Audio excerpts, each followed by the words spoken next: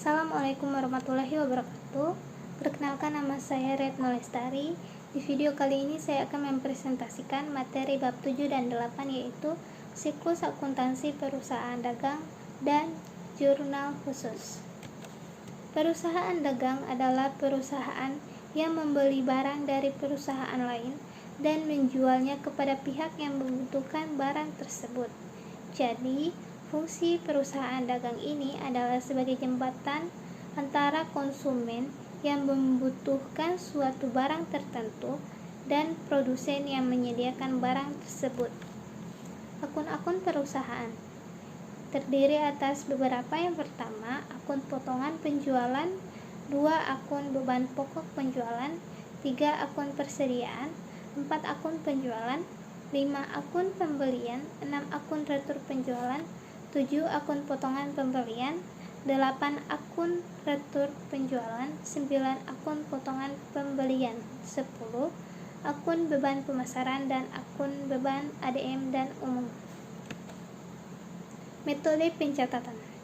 Metode ini terdiri atas 2. Yang pertama, periodik, yaitu metode yang digunakan untuk mencatat hal-hal yang berkaitan dengan persediaan barang dagang dalam suatu perusahaan dagang, di mana persediaan dicatat dan dihitung hanya pada awal serta akhir periode akuntansi untuk menentukan beban pokok penjualan.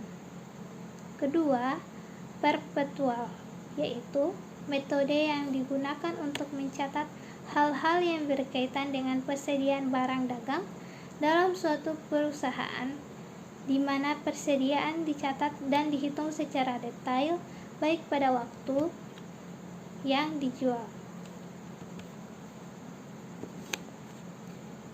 Beban pokok penjualan. Beban pokok penjualan adalah harga beli barang-barang yang dijual selama suatu periode akuntansi. Beban ini terdiri atas beberapa. Yang pertama, beban pemasaran, yaitu beban-beban yang dibutuhkan untuk mendistribusikan barang dari perusahaan sampai ke tangan konsumen. 2. Beban ADM dan umum, yaitu beban-beban yang terkait dengan operasi kantor dan umum. Berikut beban angkut dan mekanisme pengiriman. Beban angkut dan mekanisme pengiriman terdiri atas 2. Yang pertama, free on board shipping point, yaitu transaksi penjualan barang dagang di mana penyerahan hak kepemilikan atas barang dagang tersebut dilakukan di gudang penjual. 2. Free on board destination, yaitu transaksi penjualan barang dagang di mana penyerahan hak kepemilikan atas barang dagang tersebut dilakukan di gudang pembeli. Berikut potongan. Potongan terdiri atas beberapa. Yang pertama, potongan tunai, yaitu fasilitas pengurangan pembayaran yang diberikan oleh penjual kepada pembeli karena pembeli memilih melakukan pembayaran tunai pada saat dilakukannya transaksi tersebut. 2. Potongan pelunasan, yaitu fasilitas mengurangkan pembayaran yang diberikan oleh penjual kepada pembelian karena pembeli memilih melakukan pembayaran dalam batas yang ditentukan oleh pihak penjual. Ketiga, potongan pemasaran, yaitu fasilitas pengurangan pembayaran yang diberikan oleh penjual kepada pembeli karena suatu alasan tertentu yang terkait dengan aktivitas pemasaran. Retur penjualan. Dalam transaksi yang dilakukan perusahaan dagang, seringkali terjadi situasi di mana pihak pembeli mengembalikan sebagian barang dagang yang telah dibelinya karena berbagai alasan seperti ketidakcocokan warna, kerusakan produk, dan sebagainya. Ayat jurnal penutup. Ayat jurnal penutup terdiri atas beberapa, yaitu menutup akun pendapatan, menutup semua akun beban, menutup akun ikhtisar laba rugi, dan menutup akun dividen. Neraca lajur.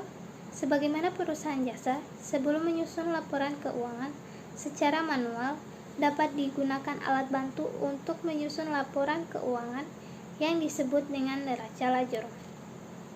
Jurnal khusus terdiri atas beberapa, yaitu jurnal khusus pembelian, jurnal khusus penerimaan kas, jurnal khusus penjualan, dan jurnal khusus pengeluaran kas. Jurnal khusus penjualan yaitu buku jurnal yang hanya digunakan untuk mencatat transaksi penjualan produk perusahaan secara kredit. Sedangkan jurnal khusus penerimaan kas yaitu buku jurnal yang hanya digunakan untuk mencatat aktivitas penerimaan kas dari berbagai sumber penerimaan perusahaan. Jurnal khusus pembelian yaitu buku jurnal yang hanya digunakan untuk mencatat transaksi pembelian barang secara kredit. Dan jurnal khusus pengeluaran kas yaitu buku jurnal yang digunakan khusus untuk mencatat transaksi pengeluaran kas atas berbagai keperluan, baik pengeluaran kas untuk membayar utang, pembelian barang dagang secara tunai, maupun untuk berbagai keperluan yang ada. Buku jurnal umum.